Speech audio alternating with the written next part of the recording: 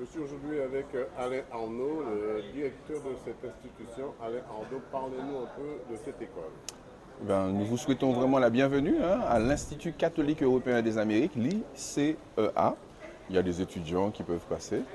Voilà, donc nous avons comme vocation, bien sûr, d'accompagner notre jeunesse, les faire monter en compétences, leur permettre de trouver sur place à la fois ces compétences, ces ressources, cette meilleure connaissance du territoire, cette envie de développer leur territoire, de s'y installer, en prenant également des ressources qui sont à l'international, qui sont ailleurs. Nous travaillons avec le Canada, nous travaillons avec la Jamaïque, nous travaillons avec d'autres pays pour que nos jeunes ne se sentent pas, bien sûr, enfermés dans leur île, mais voilà, la découvrent, l'aiment davantage, aiment cette population au service de laquelle ils vont se mettre. Donc voilà, vous êtes dans cet institut qui a été créé en 2018 par l'archevêque qui s'appelle Monseigneur David Macaire.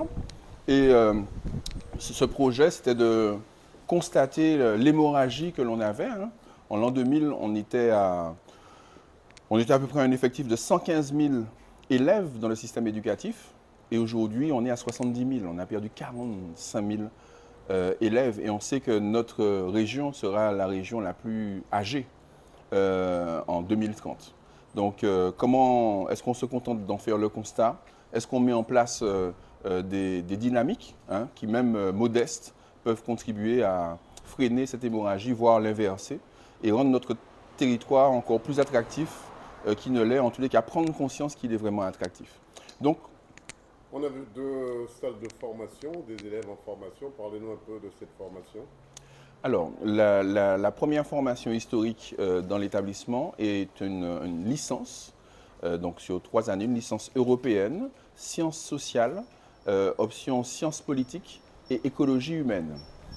Et en même temps, nous avons développé un partenariat avec l'Université Saint-Paul d'Ottawa pour mettre en place en même temps un bachelor, donc un diplôme nord-canadien, un bachelor sur 4 ans. Donc, les étudiants qui le désirent peuvent en 3 ans obtenir à la fois une licence européenne et en même temps un master et le niveau intermédiaire, donc le niveau bachelor canadien.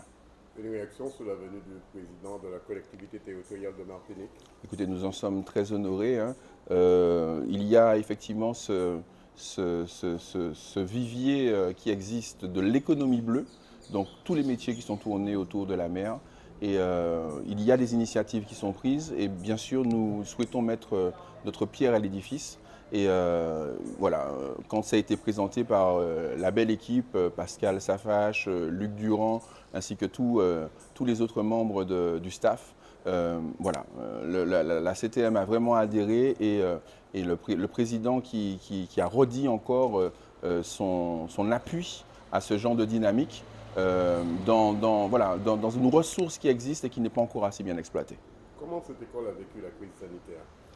Alors nous l'avons vécu à double titre, au niveau européen mais également au niveau canadien, puisqu'effectivement, indéniablement, il y avait toute cette période de confinement, cette période de travail à distance que tous les organismes de formation et toutes les universités ont connu, mais nous avons été particulièrement impactés au niveau du Canada. Donc, la première promotion a bénéficié effectivement d'enseignement à distance, n'a pas pu forcément se déplacer tout le temps, mais a pu connaître le Canada via ce qu'on appelle des universités d'été.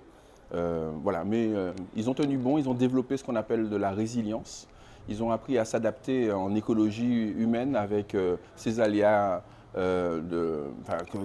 auxquels on aura de plus en plus à faire face. Donc voilà, indéniablement, ils ont pu assumer. Qu'est-ce qu'on peut vous souhaiter pour la suite?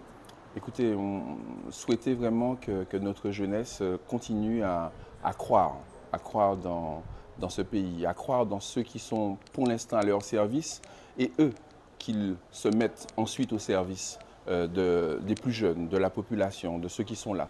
Voilà, c'est vraiment ça, c'est remonter l'espérance des jeunes, leur motivation, leur amour pour leur territoire tout en restant très ouverts au reste du monde. Monsieur le directeur, je vous remercie. Je vous en prie.